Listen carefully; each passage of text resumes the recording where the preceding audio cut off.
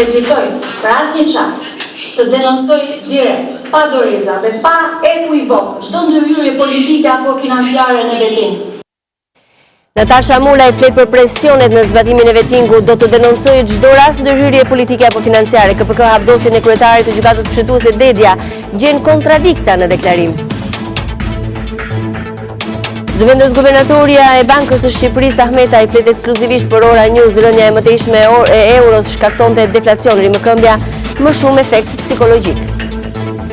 Nis në Kanada takimi liderëve të 7 vendeve më të fuqishme. Trump propozon rikthimin e Rusisë në samit e mbështet vetëm Italia. Debate për tregtinë përfshirë dhe tarifat e shtuara nga SBA. Vajza 19 vjeçare i refuzoi ftesën për martesë, i divorcuari, babai i një fëmije ekzekuton dhe më pas vret dhe veten. E kishte denoncuar edhe për më parë në polici për përndjekje. Shefi i njohur i kuzhinës dhe moderatori CNN Anthony Bourdain gjendet pa jetë në një hotel pranë Strasburgut në Francë. Azia D'Argento e dashura shprehte shkatruar nga kjo humbje.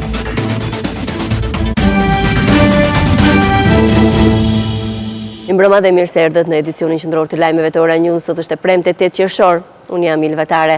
Ka nisur në këto momente në Quebec të Kanadas samiti i G7-s me praninë e liderëve të 7 ekonomive më të mëdha të botës. Kryeministri i Kanadas Justin Trudeau, i cili është dhe i zoti i shtëpisë në këtë mbledhje, ka pritur krerët e shteteve dhe të qeverive në një ceremoni të posaçme, ndërsa gjatorëve në vijim do të ketë diskutime për çështje të rëndësishme, siç është ekonomia pas tarifave të vendosura nga Shtetet Bashkuara të Amerikës mbi aleatët, tërheqja e Washingtonit nga marrëveshja bërthamore me Iranin, por edhe një propozim i fundit i presidentit amerikan Trump për ta rikthyer Rusinë në këtë samit pas përjashtimit që u bë Moskës si rrjedhoja e aneksimit të Krimes.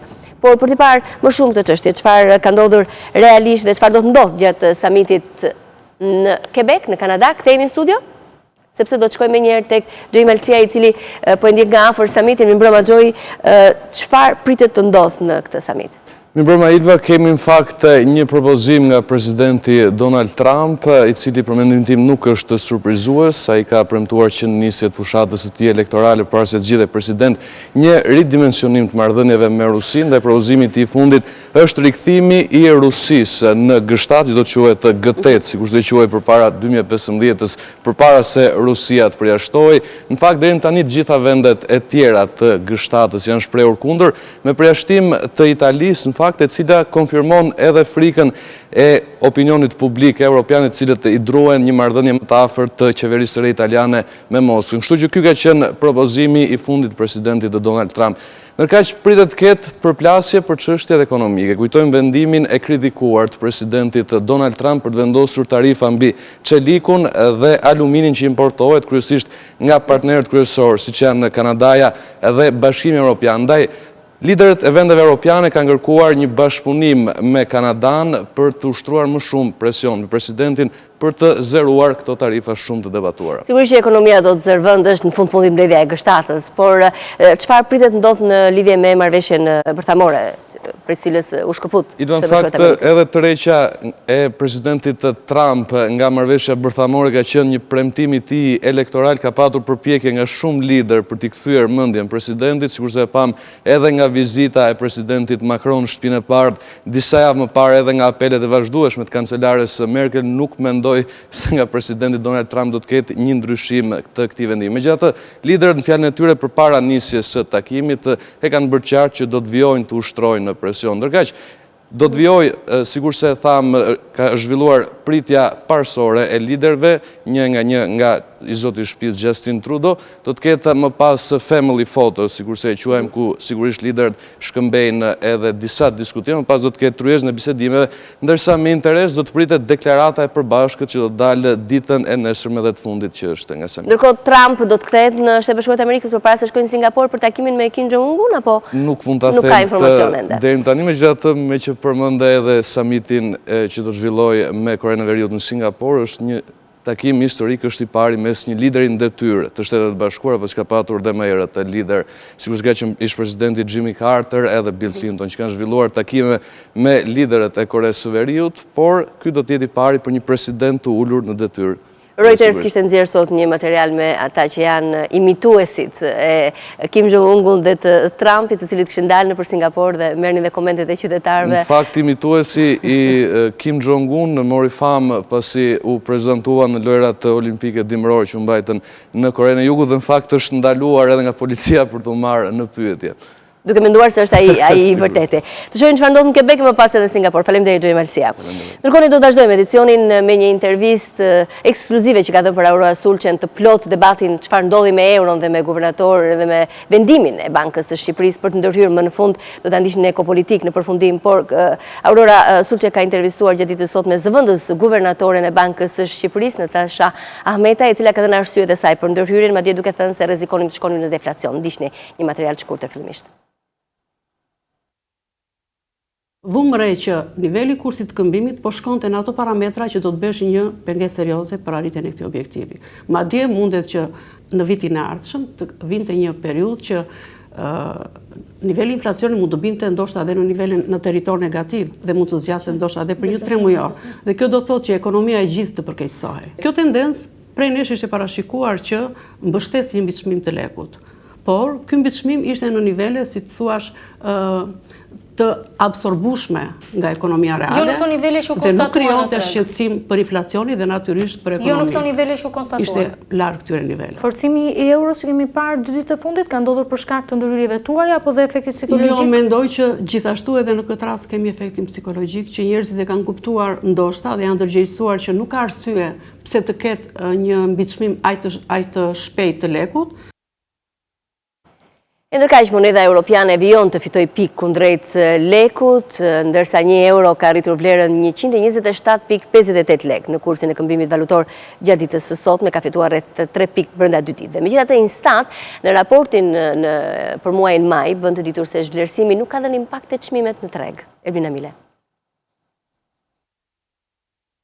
Ndërhyrja e Bankës së Shqipërisë në treg për blerjen e monedhës europiane vijon që për të dytën ditë të jap efekte në rimëkëmbjen e euros. Aktualisht monedha europiane po shkëmbehet me 127.58 lek, duke u rritur me rreth 3 pikë, por zhvlerësimi i fortë i euros gjatë muajit maj nuk ka dhënë të njëjtin efekt në uljen e çmimeve të produkteve të importit. Të dhënat e Instat tregojnë se gjatë muajit maj krahasuar me prillin, çmimi i ushqimeve ka rënë me 3% edhe pse monedha europiane ra me 8 pikë, ndërsa mallrat e tjerë me 0.8 deri në 0.1%, por krahasuar me të njëjtën periudhë të një viti më parë vlerat shënojnë në rritje. Në grupin ushqime dhe pije jo alkolike, çmimet janë 1.10 pikë më shtrenjtë, ndjekur nga çmimet e grupit qira, ujë, lëndë djegëse dhe energji, dhe çmimet e grupit transport. Situata ka ndikuar në rritjen e normës së inflacionit krahasuar me një vit më parë, duke arritur në 2.1%, por që mbetet përsëri nën objektivin prej 3% të vendosur nga Banka e Shqipërisë, por inflacioni ka mbetur i pandryshuar në 4 muajt e parë të këtij viti,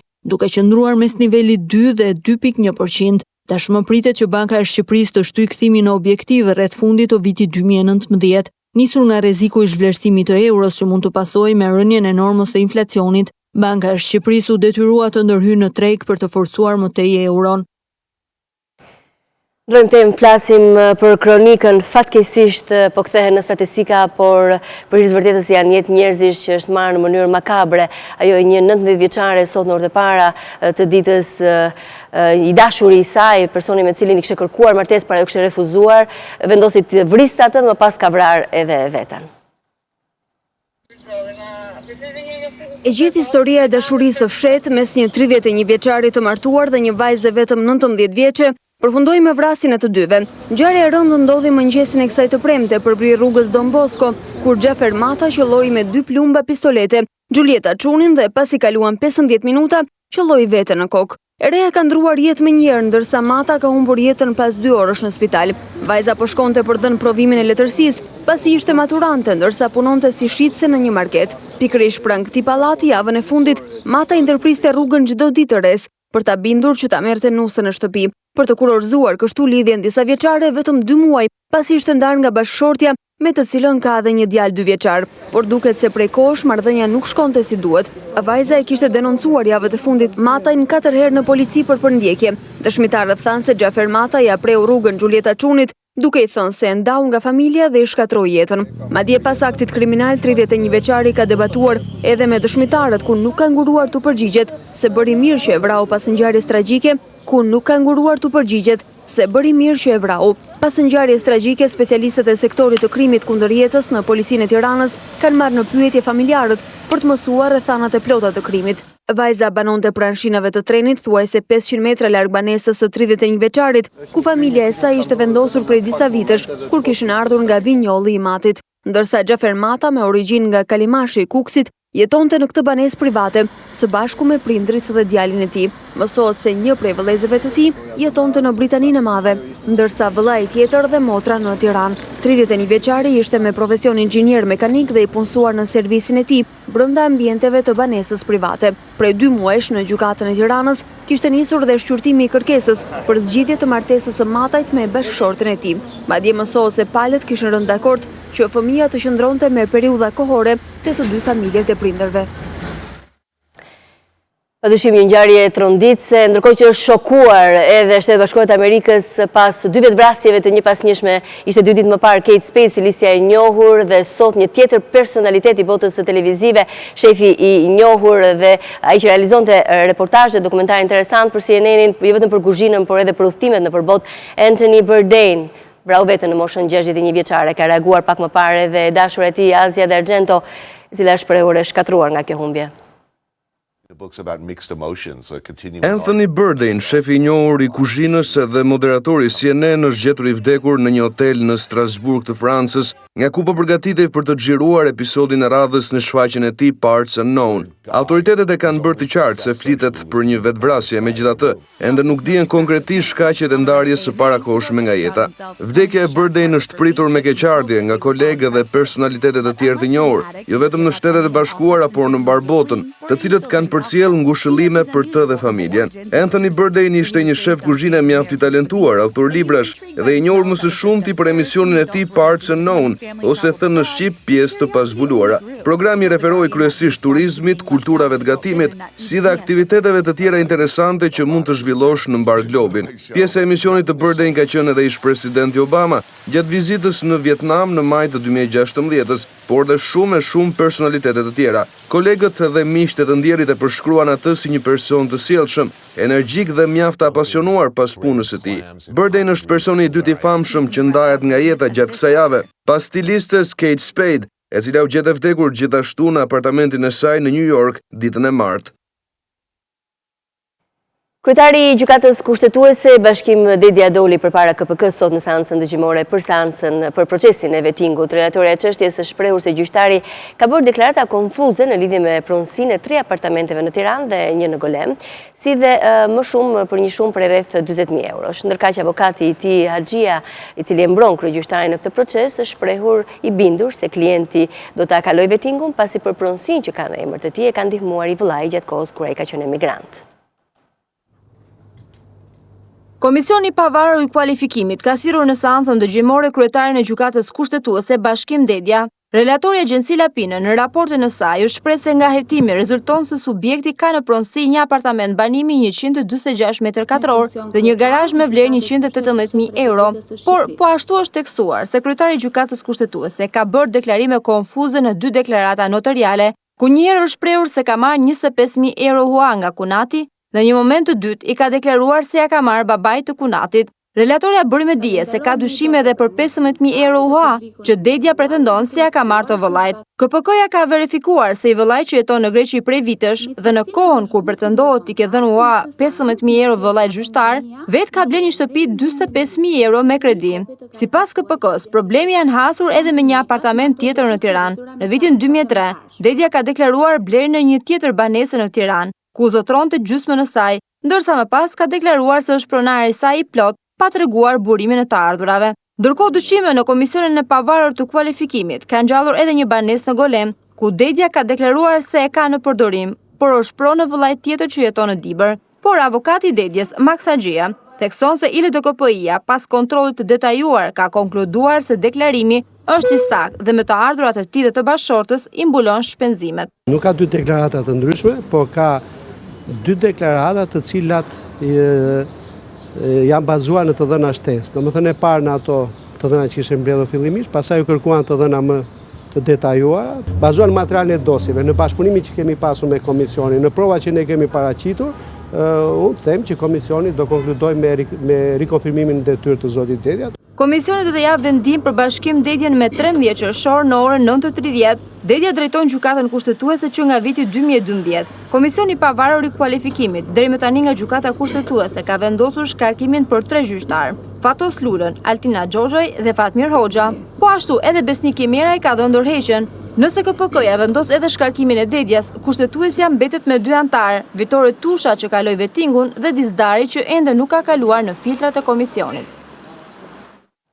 Në një kohë kur vetingu ka ndërprerë disa mandate të gjyqtarëve apo prokurorëve, kryetaria e kolegjit posaçëm të apelimit Natasha Mulaj ka dashur sot qëllimisht të jap një mesazh të qartë për klasën politike apo dhe individ që kanë interesa të ndryshme, duke u thënë se nëse bëjnë presion apo kërkojnë ta intimidojnë, ajo do t'i denoncojë të gjithë. Do të denoncoj pa ekuivok çdo ndërhyrje politike apo financiare në veting. Deklarata është bërë nga kryetaria e kolegjit të posaçëm të apelimit Natasha Mulaj gjatë ceremonisë së provurimit të ambienteve të reja të KPA-s. Asnjë tolerim, asnjë cëdim, asnjë selektivitet dhe asnjë përjashtim.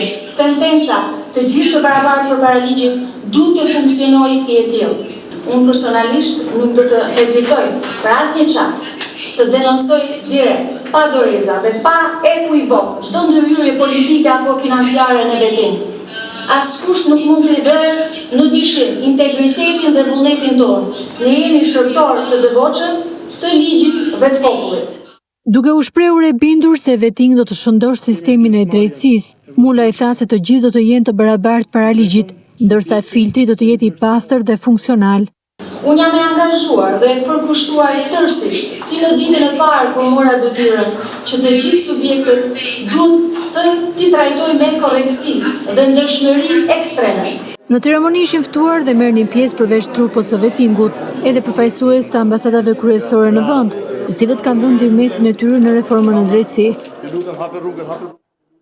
Kryetari i Partisë Demokratike Basha i ka kërkuar Austrisë të mbështesë hapjen e negociatave të vendit tonë me Bashkimin Evropian pas një takimi që pati me zëvendës kryetaren e Komisionit Sigurisë dhe të Mbrojtjes në Parlamentin Austriak, si dhe deputetin që merrte pjesë në këtë takim. Basha tha se pavarësisht problemeve të thella që po kalon vendi, hapja e negociatave do të rriste kontrollin ndaj qeverisë. 2 deputetët austriak nga radhët e Partisë Popullore të kancelarit Kurz, Reinhold Lopatka dhe Michael Hammer, janë ndalur në zyrën e Lulzim Bashës, ndërsa në një prononcim për mediat thanë se vendi tyre është pro hapjes së negociatave me Shqipërinë. Deputeti Reinhold Lopatka shtoi se lufta ndaj krimit të organizuar është thelbësore dhe në këtë pikë përmendi edhe akuzat ndaj ministrit të Brendshëm. But I have also to mention that we are concerned with the Jaffa case.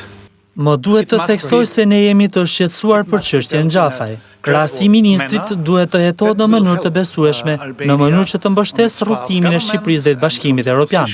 Qytetarët austriak janë të shqetësuar për sa i përket krimit të organizuar. Kryetari i Partisë Demokratike Lulzim Basha kërkoi që Austria të mbështesë hapjen e negociatave të vendit tonë me Bashkimin Evropian, ndërsa u shpreh se kjo duhet të ndodhë pavarësisht problemeve të thella që po kalon Shqipëria. Jemi të angazhuar si opozit për t'i zgjidhur këto probleme, kemi nevojë për ndihmën austriake dhe ndihmën europiane për t'i zgjidhur këto probleme, ndaj kërkojmë hapjen e negociatave si një instrument presioni dhe kontrolli ndaj qeverisë. Para 2 ligjvënësve austriak, kryetari i opozitës komentoi edhe debatin mbi mundësinë e ngritjes së një kampi refugjatësh në vendin tonë. Në vlerësimin tonë nuk ka as besueshmërinë, as vullnetin politik dhe as potencialin për të mobilizuar kapacitetet shtetërore. Ndaj një dimensioni tillë që ka përcen kufit e vendit tonë, natyrisht nuk mund të jetë kurrësesi një vendim i vetëm një personi, aq më pak në qoftë se kjo serviret një karamele për të mbërsuar gojen e hidhur të Europës nga skandalet Tahiri, Xhafaj. Deputetët austriak u takuan edhe me kryetarin e grupit parlamentar socialist Tauland Balla. Sipas njoftimit për mediat, Balla i ka njohur homologët e tij me zhvillimet më të fundit në vendin tonë, ndërsa ka vlerësuar reformën në drejtësi dhe rezultatet që po jep vetingu. Hapja e negociatave nuk do të thotë antarësimi i Shqipërisë me Bashkimin Evropian, por nisje në një rrugë të gjatë të zhvillimit të reformave. Këtë e ka përsëritur sërish sot Ministria e Kulturës Kumbaro në një intervistë për televizionin francez TV5 Monde, ku ka thënë gjithashtu se vendi ynë ka bërë detyrat dhe ka shprehur bindjen se në fund të qershorit vendet e BE-s do të japin një vendim pozitiv pavarësisht hezitimit dhe rezervave që ka presidenti francez Macron. Ministre e Kulturës Mirela Kumbaro gjatë intervistës në TV5 Monde të Francës u shpreh optimiste për marrjen e një vendimi pozitiv këtë qershor për çeljen e negociatave të integrimit. Duke folur për vendet që deri tani janë shprehur skeptike, ajo sqaron se nuk bëhet fjalë për antarësim, por për hapje të bisedimeve. Nuk është momenti për hyrjen e Shqipërisë në Evropë dhe këtu duhet qartësuar kjo.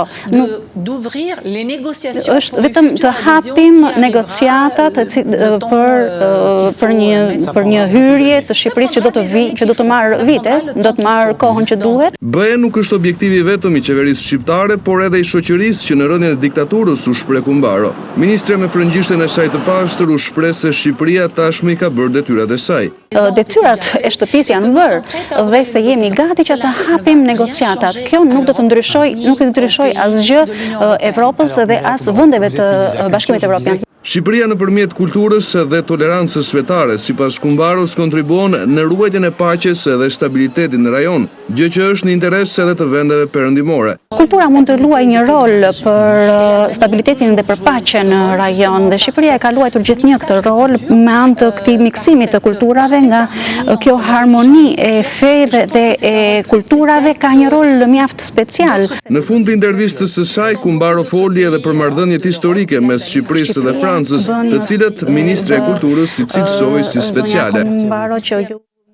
Kaq përveç dinamikës së ditës, Tirana zyrtare ka edhe debate që her pas here dalin nga ato që sipas reagimit të sotëm të kryeministrisë dhe të këshilltarit të sigurisë së kryeministrit Leshi janë të shpikura, pasi lajmet mbi ngritjen e një qendre grumbullimi të ish militantëve të ISIS në Shqipëri, që kanë dalë për median, por ka reaguar edhe zyrtar të lartë të politikës, i ka konsideruar si provokuese dhe si lajme politike.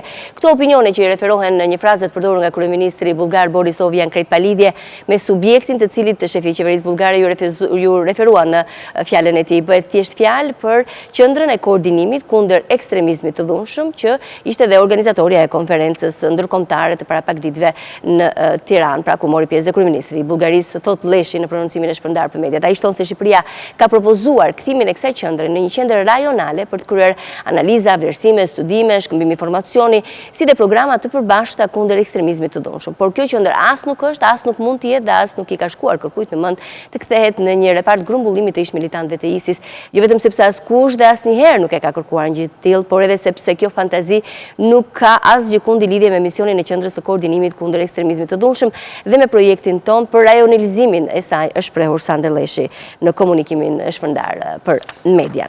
Ndërkaq, po të ishte më transparent edhe puna e kësaj qendre, do të ishte më mirë që të shmangeshin dhe këto keq kuptime që shpeshherë shpërthejnë në media për shkak të mungesës së informacionit. 37.000 maturantë në mënyrë transparente janë ushtruar provimit të dytë të gjuhës dhe të letërsisë shqipe. Megjithatë ka pasur probleme. Deputeti demokrat Boçi ka publikuar teza në rrjetet sociale me pretendimin se ato ishin në qarkullim prej disa orësh. Një gjë është e sigurt, në këtë moment e kanë dalë përgjigjet zyrtare, ndërsa po na ndiqni në edicion, shikoni pikët që keni marrë. Maturantët u kthyer sërish të premte në gjimnaze, këtë herë për të nënshtruar provimit të gjuhës dhe letërsisë. Në dispozicion kishin vetëm 4 ditë, gjatë të cilave thanë se nuk kanë patur mundësi të përgatiten mjaftueshëm. Jemi përgatitur, por mendoj se një kohë më gjatë do të ishte më mjaftueshme. Jo, shumë pako, 4 ditë është shumë pako. Sa kohë do të donit në dispozicion? Po të paktën 5 ditë si, por s'kishim kohë. Provimi nisi në orën 10 me këshillat e mësuesve dhe prindërve për të treguar të qetë gjatë testimit. Edhe ky provim zgjati 2 orë gjysmë, ndërsa maturantët ju janë përgjigjur 25 pyetjeve, 12 prej të cilave me alternativë. Në përfundim, shumë prej tyre e vlerësuan testin mesatar, ndërsa më shumë vështirësi tanë se hasën për realizimin e SS. Për mu personalisht ishte më lartë se mesatarja, Ishte pak i ndërlikuar, po në përgjithësi nuk është ishte shumë i vështirë. I vështirë që, mesatar, po i vështirë më shumë. Ku hase më tepër vështirë? Teseja. Më tepër vështirësia asa në disa pyetje të cilat ishin më të thella logjikisht. Shumica pyetjeve nga që ishin me zhvillime dhe pak subjektive, aty pak a shumë. Vështirësi hasa më shumë tek pjesa jo letrare, por ishte diçka që thjesht donte të kishe një përqendrim të mjaftueshëm. Por kishte edhe nga ata të cilët thanë se ja dolën t'ju japin përgjigje të gjitha pyetjeve. Provimi ishte i thjesht, Kamyja është një autor që e kemi punuar disa vite edhe në matur së fundmi, kështu që Kamyja ishte një zgjedhje mjaft e mirë mendoj unë. Shumë i thjesht, konsultimet që kena bërë gjatë gjithë kësaj kohe na shërbyen. Maturantët mohuan para kamerës të jenë konsultuar me njëri tjetrin apo të kenë kopjuar. Gjatë provimit çdo gjë ishte korrekte, zyshat ishin shumë strikte. Ndoshta më shumë se ç'duhet. Fare, komunikimi ishte zero. As telefon as? Jo. Tashi morëm telefonin nga jashtë. Absolutisht jo, ishte një vërejtim tepër i rrep. Edhe ata që u morën me mbarvajtjen e provimit thanë se procesi ishte i qetë. Jo, asnjë problem, nxënësit shumë të qetë, punuan shumë mirë, nuk pati asnjë problem. Me njëherë pas përfundimit të provimit, ishte deputeti demokrat Luciano Boçi, i cili publikoi në rrjetet sociale tezat e provimit me pretendimin se ato kanë qarkulluar prej disa orësh. Provimi i radhës do të jetë ai matematikës që do të zhvillohet në datën 13 qershor.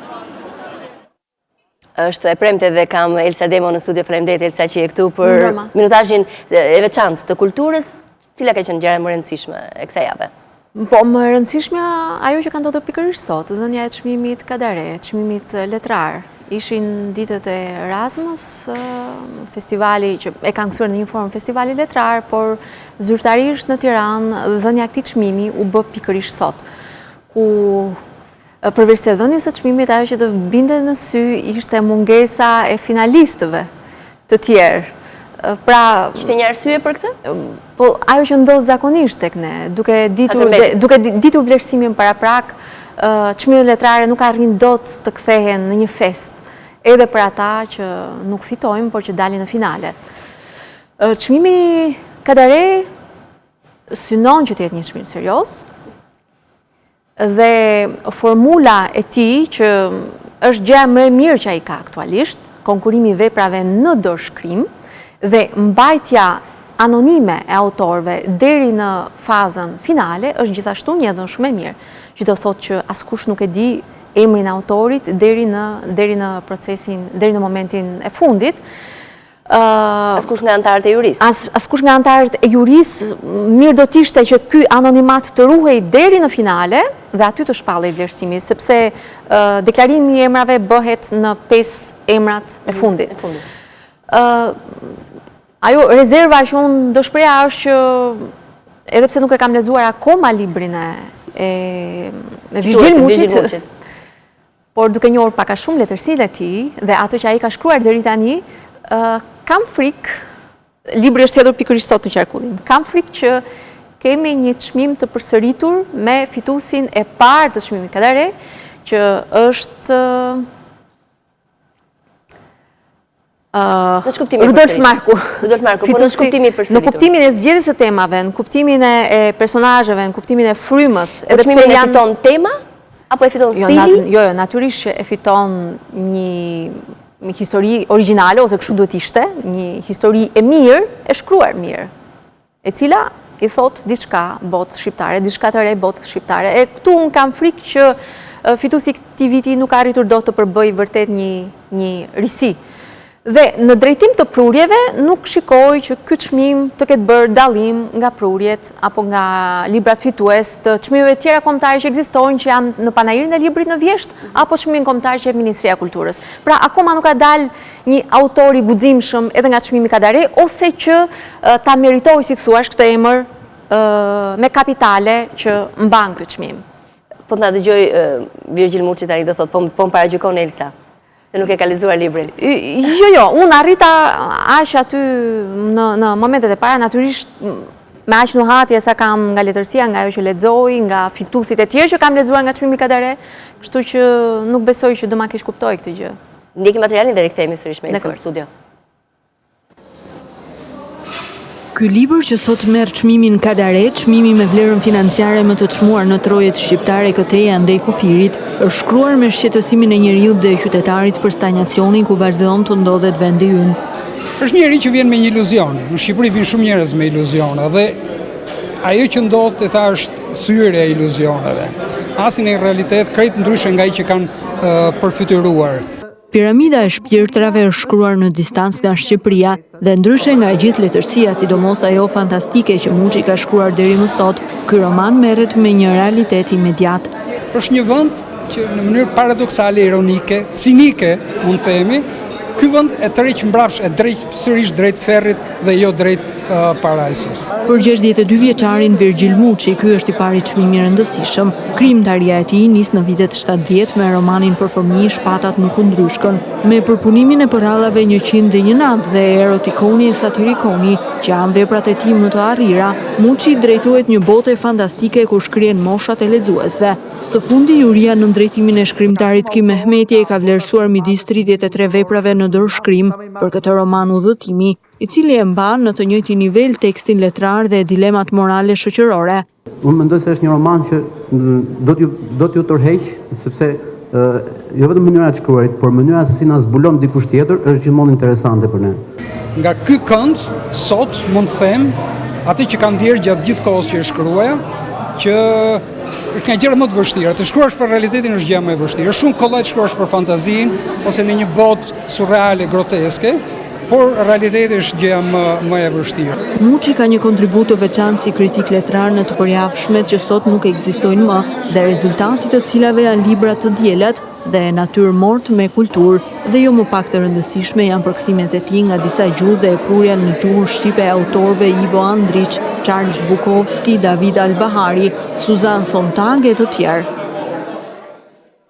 Ka edhe zhvillime të tjera, Galeria Kombëtare.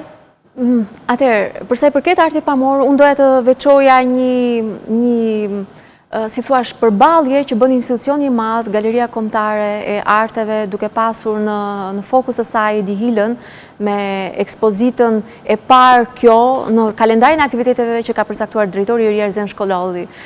Duke ndjekur me pak vëmendje, Ilva, shikojmë që kemi një Edihila i cili ekspozohet në Galerinë Kombëtare, por duke pasur parasysh një audiencë dhe një publik të huaj. Pra, ajo ekspozit që na vjen nga Muzeu i Artit Modern të Varshavës, na vjen për atë publik për cilin ajo ishte paketuar. Dhe në të njëjtën mënyrë na prezantohet edhe në Shqipëri. Po të vësh re tekstet kuratoriale, madje tekstet në Shqip janë një përkthim i fjalë për fjalshëm i prezantimit në gjuhën angleze. Jam përkthyer ato dhe na e prezantojnë Edihilën si një... Po, thembi është, natyrisht, kur flasim për një autor shqiptar, ne mbajmë parasysh prezantimin me cilën hapësira ai komunikon, me cilin publik ai komunikon. Nuk mund ta prezantosh një lloj si për bashkëdhetarët e tij, si për një publik të huaj i cili nuk e njeh fare mjedisin shqiptar, nuk e njeh fare backgroundin e këtij artisti. Pra them që vjen në një formë déjà vu Edihila për publikun shqiptar. Nga ana tjetër është shumë interesante një çmim dhe një zhvillim tjetër që është lënë fare në periferi të medias. Ora News do t'i kushtojë një speciale të posaçme artistëve të rinj të artit bashkëkohor të çmimit të ardhje, fituesit cilit u shpall. Se nuk kujtohet njeri për ta shkurt, sepse janë të rinj, nuk kanë mbështetje mediatike, mbështetje. Sepse rregullisht nuk i janë kushtuar vëmendje. Dhe po thuaj se gati nuk e din që ekzistojnë. Patjetër, sepse një pjesë e tyre vazhdojnë të kenë një krimtari, të jenë prezent në media, vazhdojnë të kërkojnë në heshtje, edhe pse pak të ekspozuar në Shqipëri. Do ta përfundojmë me një propozim e ke këtë për një fundjavë të mirë. Propozim në fundjavë, po. Ta ndjekim, faleminderit Ilte Demo që ishe këtu. Faleminderit.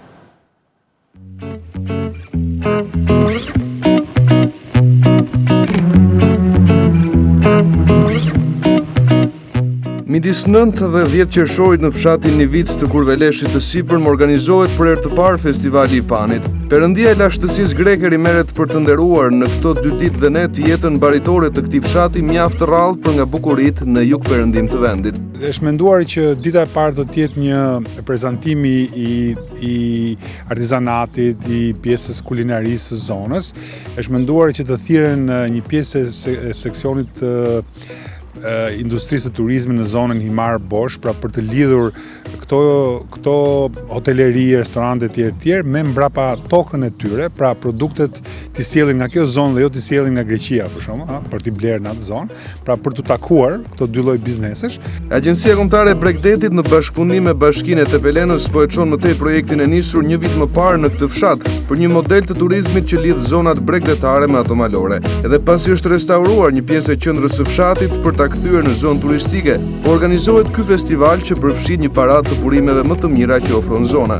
Kemi gjetur edhe një vend i quajtur vendi lisave të shenjtë, ku njerëzit, banorët sot ende shkojnë dhe i falen kultit të lisave, i cili ka shumë mundësi të jetë që nga periudha e tempullit të Dodonës, pra Rakujt të Dodonës, koha homerike, një traditë tashmë e zhdukur në Europë, po që qëndron në këto male dhe do donim që ta risillnim përsëri tek opinioni publik. Turizmi sportiv i aventurës me ngjitje në malin e Nivicës apo me zbritjen në kanjone apo ujvara, pastaj parada e dhive dhe e cepërve, kafshët e bekuara të këtyre zonave të shkreta e të thella, që jetojnë kryesisht me blegtori dhe fjetje në natyrë në çadra. Për të rikthyer vëmendjen, po për të zhvilluar një lloj turizmi i cili është shumë trendi sot në botë. Pra, për shumë në vjet nga 0 vizitor, kemi pasur rreth 500-600 vizitor të huaj që kanë ardhur atje. Sot që flasim ne është një grup australian i cili po eksploron kanjonet, pra ka një lloj vëmendje modeste, por që ka filluar tashmë në këtë zonë. Agjencia Kombëtare e Bregdetit ka në proces në bashkëpunim me Universitetin e Amsterdamit hartimin e një plani për zhvillimin e Nivicës, i cili do të shërbejë si model për të ruajtur traditën e ndërtimit për të gjithë krajinën e Kurveleshit.